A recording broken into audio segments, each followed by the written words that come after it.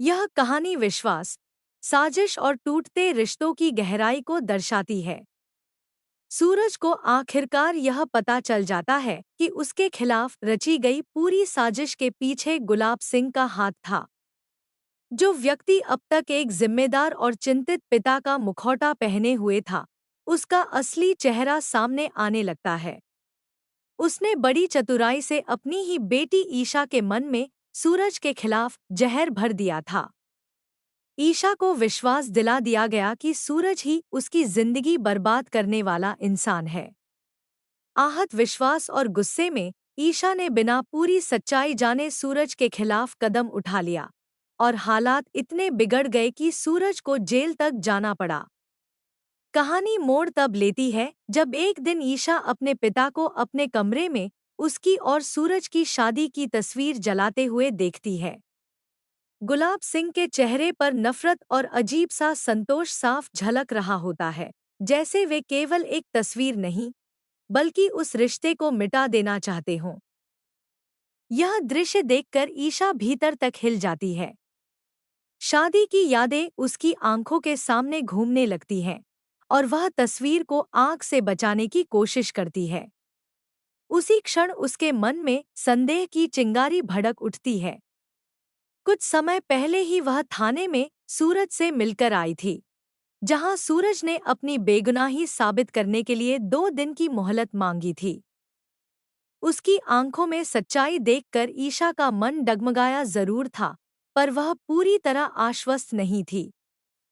लेकिन पिता को इस तरह तस्वीर जलाते देख उसके मन में शक गहरा जाता है। तभी गुलाब सिंह एक शर्त रखते हैं।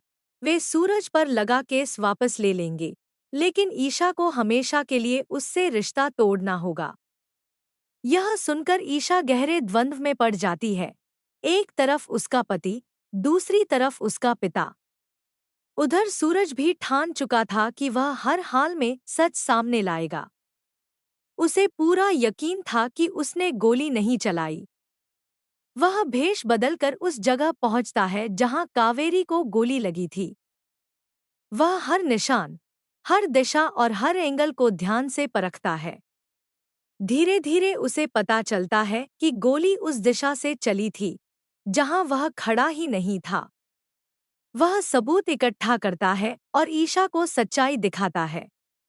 ईशा को अपनी गलती का एहसास होता है और वह उससे माफी मांग लेती है।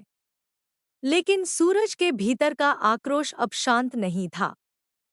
जब पुलिस उसे दोबारा हिरासत में लेने आती है, तो वह वहां से भाग निकलता है और सीधे गुलाब सिंह के पास पहुंच जाता है। दोनों के बीच तीखी भिड़ंत होती है। सूरज का दर्द और विश्वासघात का आक्रोश फूट पड़ता है। बदले की आग में वह गुलाब सिंह को एक पुराने गोदाम में ले जाकर आग लगा देता है। हालांकि समय रहते पुलिस और दमकल विभाग पहुंच जाते हैं और गुलाब सिंह को बचा लिया जाता है।